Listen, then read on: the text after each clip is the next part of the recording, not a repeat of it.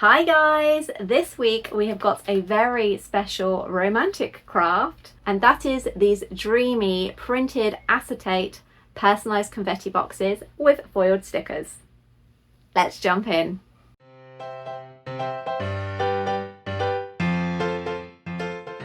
For today's craft, we are going to need some printable acetate in either inkjet or laser printer, depending on which printer you're using. I'll drop links for this one in the description box down below. You can find it over on the Paper Cutz website. For the foiled stickers, we are using the Paper Cutz glossy photo adhesive backed paper in 135 GSM.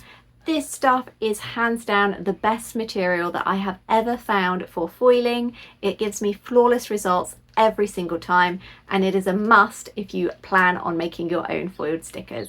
You are also going to need a creasing board. This one is the Score Easy by Vasson Creative, and you'll need to find one that enables you to make envelopes as well, which is this little tool here. So make sure that yours comes with this. If not, I'll drop links for the one that I use down below. This step is optional, but if you would like to have the cute rounded corners, then you'll need a corner rounding punch. We're going to use a transparent double-sided tape. I like to use a roller just because it's easier. And you're also going to need some confetti. My one is dried rose petals. It smells beautiful. And my one is actually from Hobbycraft. It was £1.50 for a 10 gram bag, which is actually quite a bit. We're going to be designing in Canva and cutting our stickers in Silhouette Studio. You're also going to need a foiling machine and the matching foils. I'm using my Patsy May Foil-It. And for the coloured element, you're going to need an inkjet printer. So let's hop on over and start designing. I am creating an A4 document and then having a look in the elements folder to look for some watercolour flowers on a white transparent background. And I quite like the idea of some eucalyptus as well, because I know that that is popular amongst bride and grooms.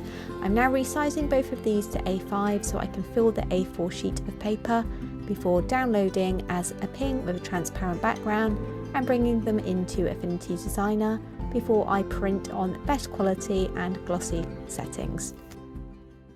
So before we actually put this acetate into the printer, it is really important that you figure out what is the correct side to be printing on, because on this acetate there is a side where it will not dry, and then there is the correct side that you need to let dry up to about an hour before you handle the film.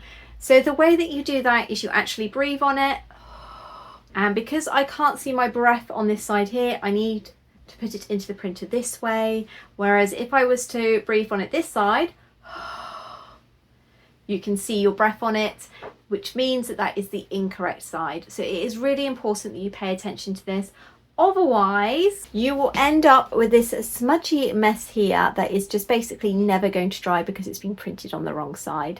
So this is the #1 big tip when printing with acetate. Make sure you have got the correct side facing up in the printer, as that is where the ink will be deposited.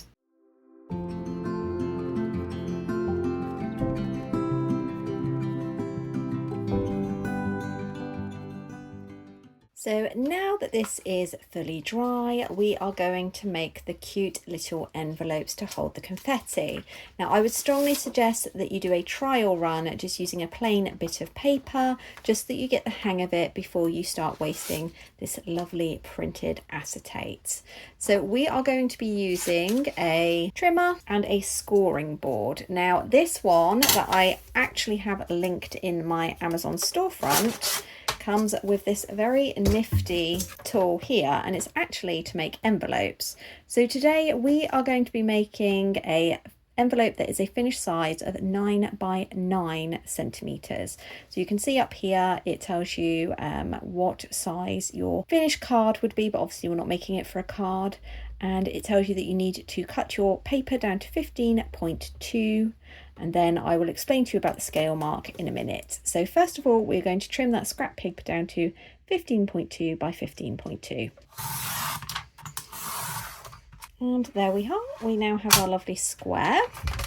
We are going to tuck this triangle bit in the top corner here, like so. So we're going to turn this at an angle so it's more like a diamond shape, and we are going to find the 7.5 scale mark on here, which is there. And we are then going to take our scorer, place it in here, firmly score down, making sure the paper stays to the top of the edge. We are then going to rotate this and tuck it under. We're going to line up the bottom of this triangle here with the bottom of the score line that we have just made. And we are obviously going to make sure this part here, paper sits flush up to it. So again, exactly the same, and we are going to go round all 4 sides and repeat. Okay, and if you've done this all correctly, it won't show up very well on the camera, but you should have a square in the middle. Next up, we are going to cut out these little triangle bits at the bottom here where the score lines have all intersected. You can get a special cutter to do this for you, but it doesn't take very long to do yourself. And the next step is completely optional, and you may not have one, but as I do, I'm going to use it. It's the We Are Memory Keepers corner rounder, and I'm going to go for a nice 7mm. So I'm going to put each point in there and then just press down. I'm actually going to upgrade to 10 because I think that's going to look a little bit better, the 10mm. So we're then going to flip this over so that we have the raised bits facing up.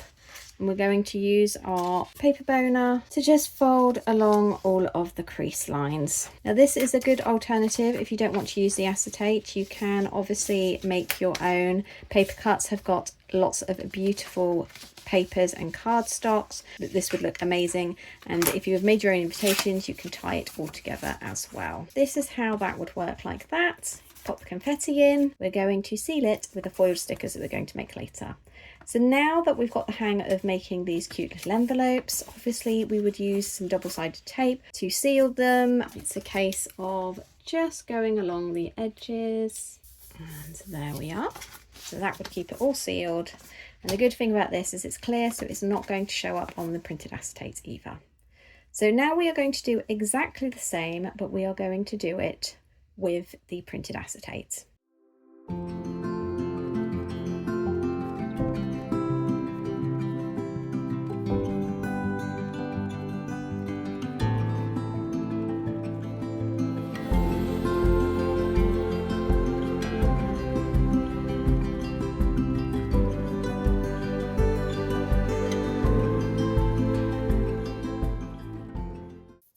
So now we're heading to Canva to create the stickers, and we are going to create a document that is 4 by 4 centimeters. And I'm now starting with a shape which I have coloured in a blush pink, as I like the idea with this circle. I've then used their Elements design to find this beautiful ornate wreath and text with the initials in, and I'm just personalising these details and adding it to the circle. Once I'd aligned it all, I decided that I wasn't too happy with the circle itself because it looked slightly off center. So I'm making this oval shape from the shapes elements that Canva already supplies. I've then aligned everything, then it is time to duplicate so that we need just the shape for one and just the text for the other. Once that's all finished, I've downloaded both of these with a transparent background and imported into Silhouette Studio.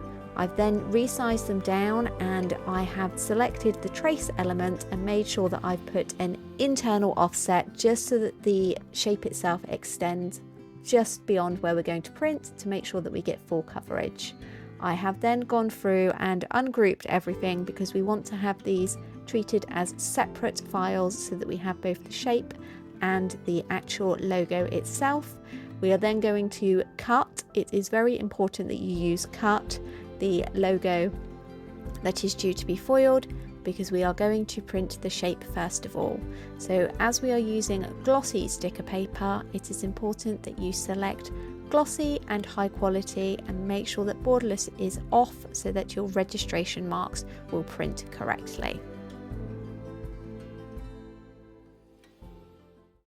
So now that we have our backing colour all printed out, we need to do the laser printer, which is going to print out the foiled element. So you need to make sure that you are fully familiar with your machine to see which way you need to put this into the laser printer so that it will print the correct way up. So I'm going to do that now, and I'm going to show you there's a few steps that you need to do in Silhouette Studio before we print that. Now the reason that we selected cut earlier is so that we can now go up to edit and paste in place, which will make sure that the logo is in exactly the same place that we removed it from earlier. Now it's time to print with our laser printer using your preferred foiled settings and making sure that you select gloss as the media type. You also need to make sure that you feed this into the printer in the correct way so that everything lines up.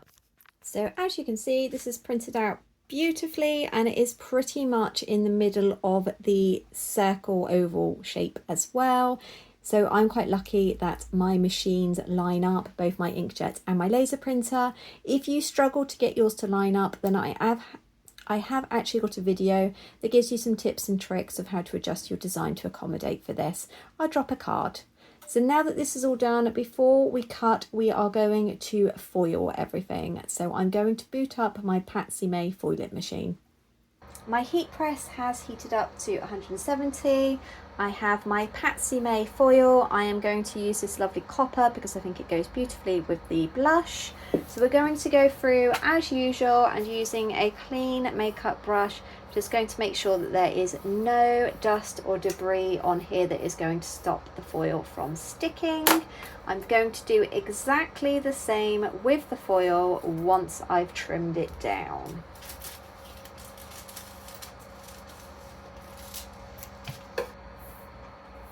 Once we're happy with that, we're going to use this transfer sheet, which is just a piece of 120 GSM A3 folded in half.